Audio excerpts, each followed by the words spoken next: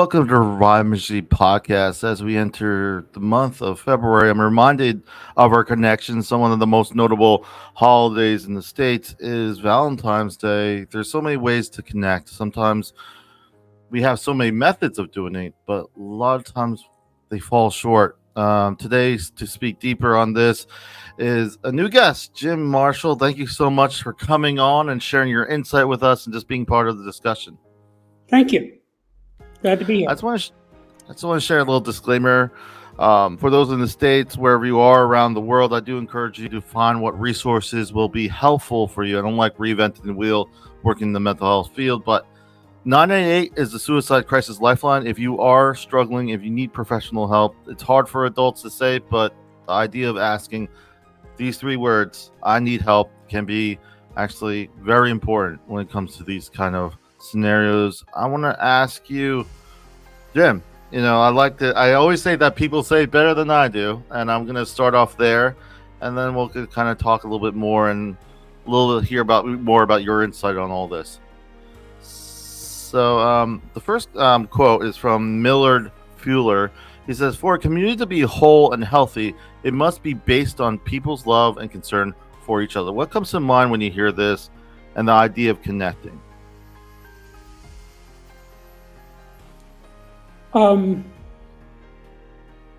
Obviously, the world has a terrible deficit of love and concern, and I don't think that's going to be changing in the near future, which means you better take care of yourself. My experience has been that if you are lucky enough to have some kind of a family that's committed to helping you, that's good. And beyond that, I wouldn't count on anybody because you're going to be disappointed. I totally get you. And I like how you mentioned self-care. A lot of times connections is about sometimes saying no, putting those boundaries up. I cannot be everything for everyone. And so that for me, I feel that has been helpful in navigating what connections really mean and defining what they are. A lot of times people say, "Oh, well,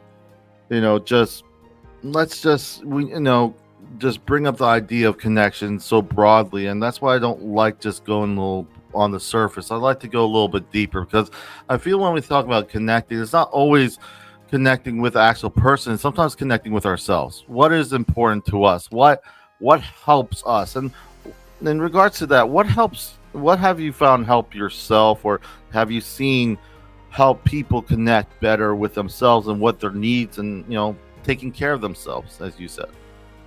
Well, the fundamental problem in industrialized society is that most people do not understand people. Don't understand the husband, don't understand the wife, don't understand the boss, don't understand the partner, et cetera, et cetera, et cetera. And that's why we routinely elect idiots and criminals to run our governments, because we don't understand. And that is what my life has been about.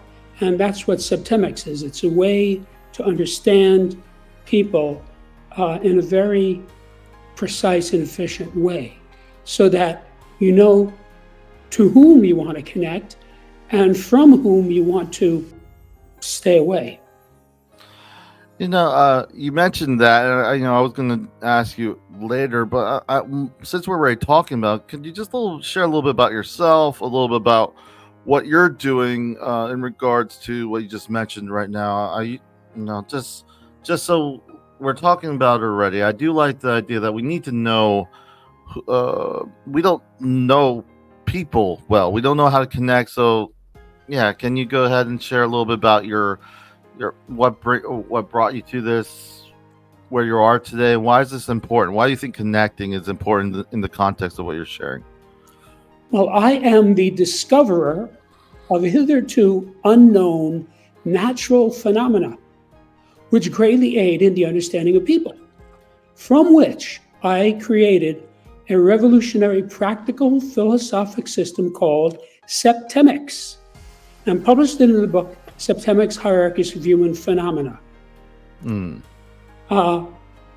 As for my own qualifications, I'm a polymathic intellectual whose areas of expertise include psychology, philosophy, theology, parapsychology, science, engineering, mathematics, law, literature, metaphysics, military science, political science, physical culture, education, human potential organization, and music. And I hold a Bachelor of Science cum laude from City University of New York. And with all that experience, all that knowledge, what prompted you to discover this? How you say the Septemics? Septemics. Septemics, Septemics. So what drew you to this, and why do you think this is important for people to know and discover today? Obviously, like you mentioned before, we have not the most savory people, and leading us in politics and around. So, what do you think this will benefit those who are listening right now, and why do you think it's very important for us to be aware of this today? Well, first, let me tell you what Septemics is, and then I'll tell you how I figured it out. Mm-hmm. Septemics is a philosophical science based on the fact that many phenomena related to humans occur in a sequence of 7 levels. Literally, the word Septemics means of or pertaining to 7. Septemics comprises a collection of scales or sequences, each of which breaks down various human phenomena into a hierarchy of 7 steps. Okay. There are 35 such scales, each of which is unique, and together they span the spectrum of human experience, by which I mean any problem, situation, difficulty, dilemma, etc., that any person has can be successfully analyzed by one or more of these scales, usually more than one. Okay. So let me tell you how I figured this out, because you asked me that. So the story really begins when I was accepted into engineering school at the age of 16. And of course, I thought at that time that I was going to be engineering physical things like all the other engineering students, such as electrons or airfoils or motors or whatever. But by the time I had my bachelor's degree, it was clear to me I wanted to engineer the human psyche, because it's the area of greatest unknown, of greatest mystery, and the area in which we are failing miserably. That is what your show is about. How do we fix this? So, to make a long story short, I had a long career as a human development engineer, using engineering principles, one-on-one with individual clients, hundreds of clients of every description, for cumulatively many thousands of hours. And of course, all of my clients improved. And I started to notice, just incidentally, that I could predict the outcome of the session. Now, I never told this to anyone, but I made notes. And as the decades rolled by, I started to compile all this information that I had just observed directly. There's no theory of Septemics. This was all discovered empirically. So by about 1995, I had about 32 scales that I had just observed in people.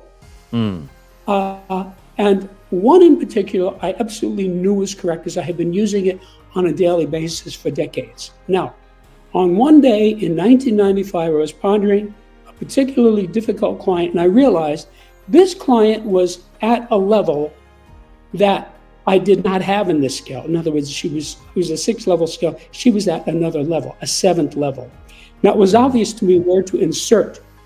So I inserted this level into the 6th level scale, and it manifested mathematically. Which is to say, all of this mathematical data jumped out at me.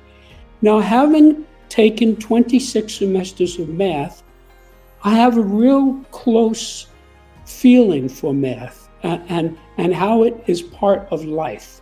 So this was very real and very clear to me.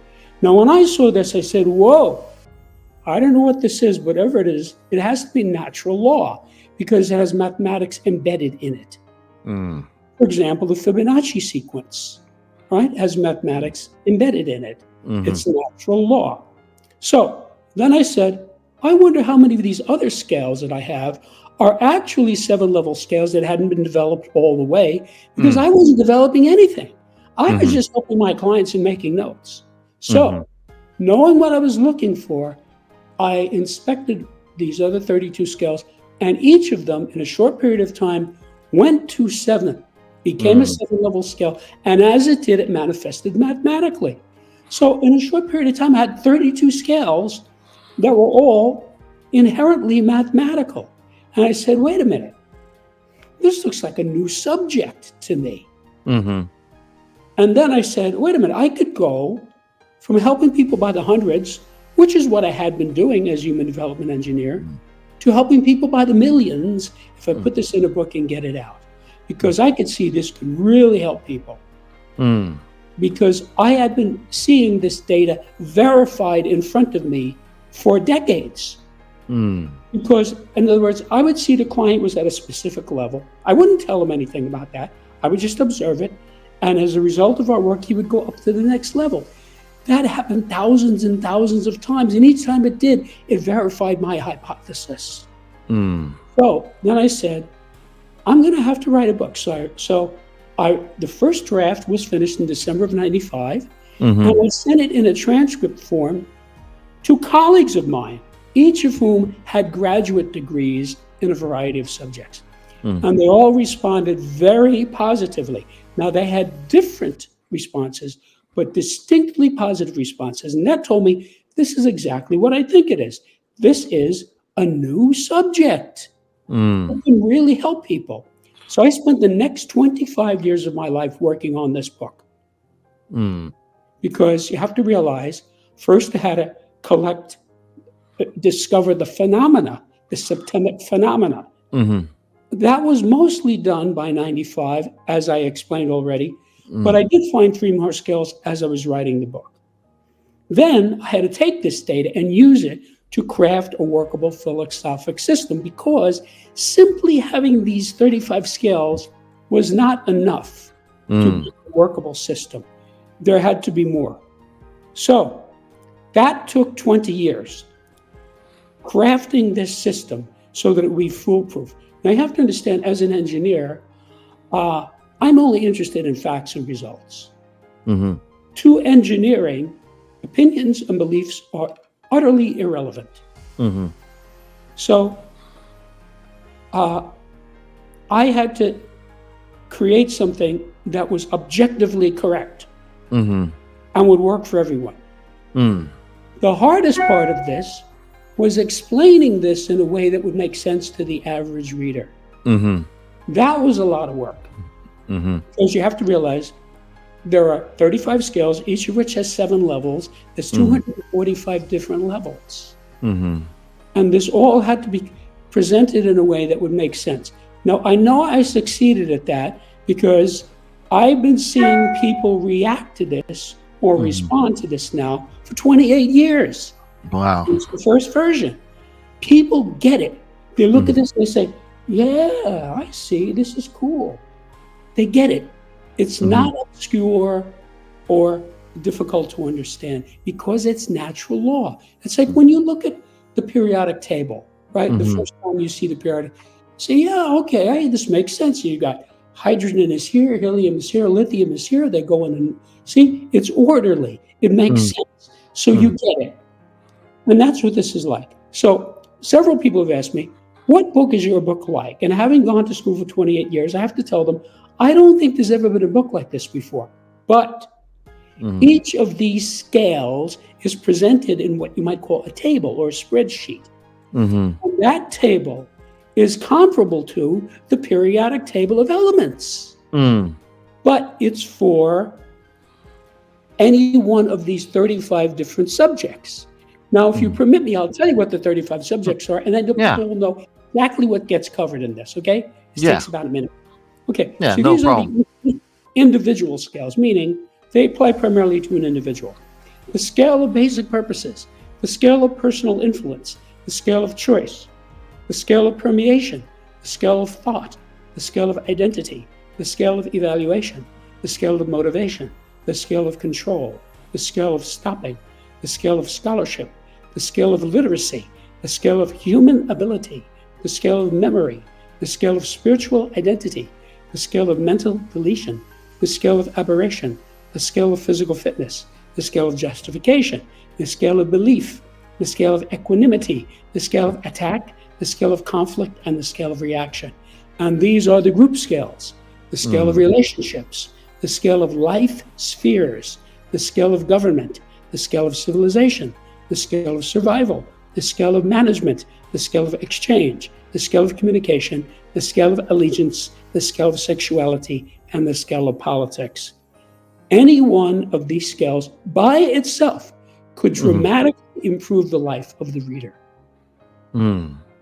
It's fascinating just hearing you share it so clear. And I just want to, also ask you how, I'm going to put it in the notes for those who are watching, but if someone wants to get a hold of this book, where can they find it and get more information about all this? Okay, well, I invite your viewers to go to my website, which is septemics.com, septemics. And there you will find out what many readers have said about it, what many journalists have written about it, what the reviews are. You can read sections of the book itself. And there's even a recorded introduction to Septemics for new people. The book is available on anywhere books are sold. Okay. Amazon, Barnes and Noble. If you go to my website, it talks about where to get the book. But if you just type the word Septemics into a search engine, you'll get hundreds of responses, including all the people who are selling the book all over the world. So it's not hard to find the book. And it's available in hardbound, softbound, ebook. And of course, the ebook is very inexpensive. So you can get this data for a tiny amount of money. But let me tell you what people are really going to want to know, which is, how is this beneficial to people? I wrote this book to help people. I've had a lifetime of helping people. Each of these scales provides the user with an infallible way of determining the salutariness or the beneficialness of any group, individual, or activity. If the group, individual, activity moves persons up the scale, it's beneficial or positive. If it moves them down, it's detrimental or negative. So you see, I'm giving you a yardstick by which to measure human affairs. More importantly, just finding out what level you or another person is at on any scale is by itself enlightening and beneficial. Every time you correctly spot either yourself or another on any scale, you have a realization. You say, oh, that's why Joe and Mary can't get along, or something like that. That's one of the ways that you found the right level. You have a realization because it explains things to you. And finally, once you know the correct level, you can improve that person, whether it's yourself or another, by moving them up one level. I have solved the gradient problem that has bedeviled mankind for 6,000 years. Most people have problems and difficulties and situations. They don't know how to solve them. And the reason is they don't know the gradient. So what I was doing with my clients for 40 years is finding out the level that the guy was at and then bringing him up to the next level. So every good facilitator, coach, therapist in the world knows that human behavior can only be improved in a gradient. So for example, that's why crash diets and crash exercise programs don't work. It has to be done at a gradient. I've worked as a trainer, okay? If a guy comes to me and says, train me, I say, okay.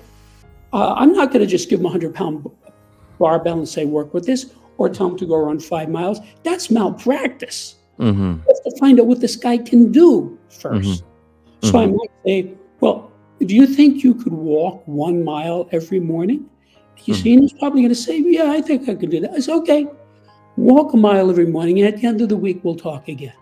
And I say, how did you do? And if he says, this is tough, I'll say, all right, just keep doing it. If he says, piece of cake, I can do this. I got this. Now, I say, great, let's try 2 miles. So this book gives you the gradients. That is what these levels are. So 35 subjects I just gave you, which span the spectrum of human experience, I'm giving you the gradients. So each of these scales is a roadmap for success. It's listen to this. A lot of times people struggles is prioritizing what will help you versus what will not help you, and it feels like with your book it allows you. Some of these subjects are sometimes more ambiguous to us, like what is good and what is bad, and that what is it beneficial for me being nice? What is nice actually in this context? So I do like that it's addressing a wide band, but more. I always tell when I work with clients to personalize your care. What's wrong? Like, don't look at everyone else. It's like if you're like, I love the example with the walk a mile. Like, you cannot get a baseline just by generally saying go and just do what generally may make you healthier or vice versa. So Right. I think that's wonderful. I wanted to ask one question and get your final thoughts as we wrap up.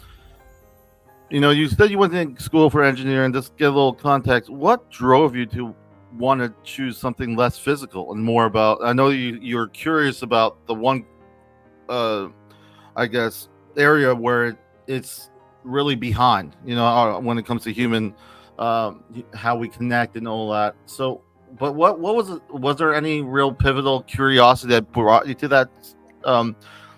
I guess. Paradigm shift to go that way. Normally when you go engineering, you will be like, I want to be this kind of thing. What, just to get a little bit of context than you, just curious myself. Okay, so first of all, I should tell you that I have absolutely no memory of a time when in this life when I was not intensely interested in learning everything taught in every university. I was one of those irritating little kids. I wanted to know how everything worked. Like at 3 years old, how does the radiator work? How does the refrigerator work? How does the radio work? How does the car work? How does the air conditioner work? I wanted to know. Okay. Now, that propelled me to be an avid student.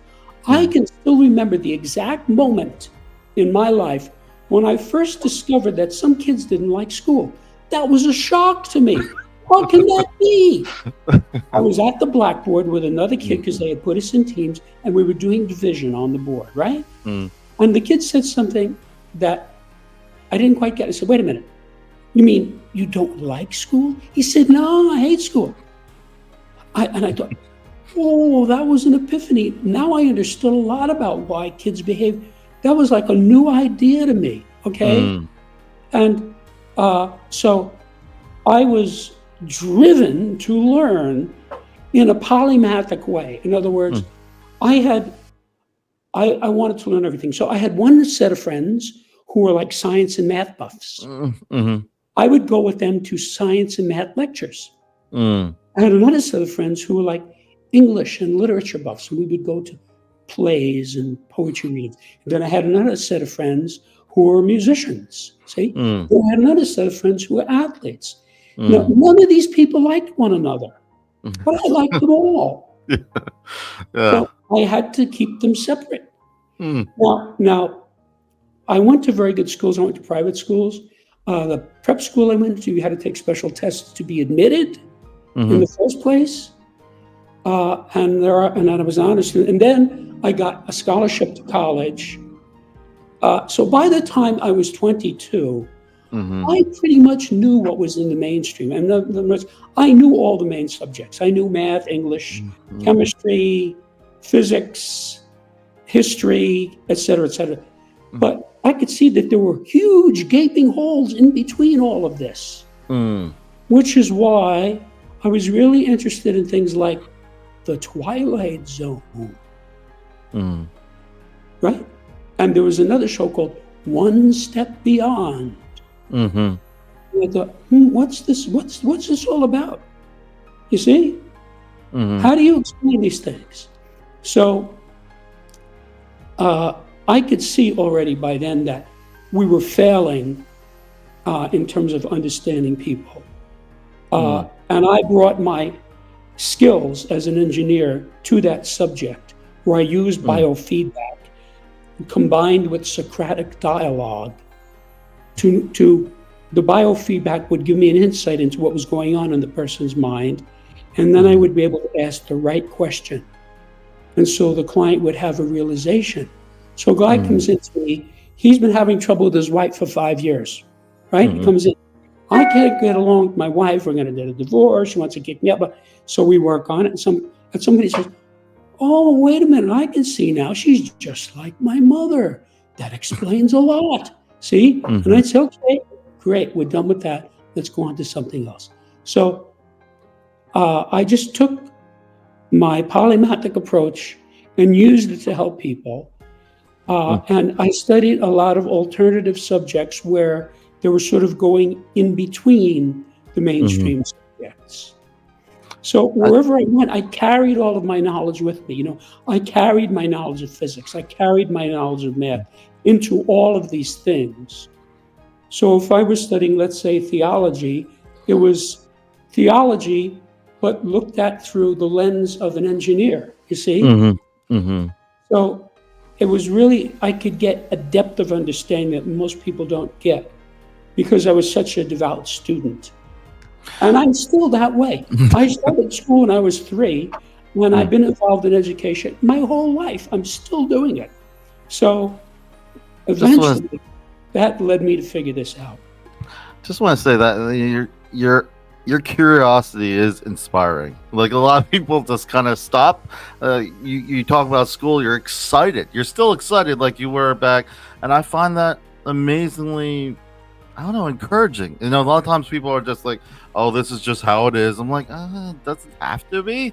I thought, when I was writing the outline, I didn't know your story, but it really fit well with Albert Einstein's quote. It says, I have no special talent. I'm only passionately curious.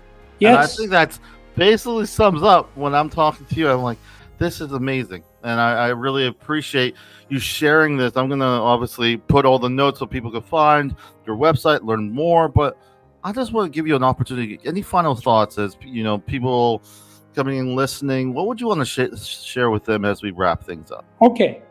In one sentence, the data in this book are vital for every person and can help you to achieve your goals faster and easier by explaining what might otherwise seem to be inexplicable or random.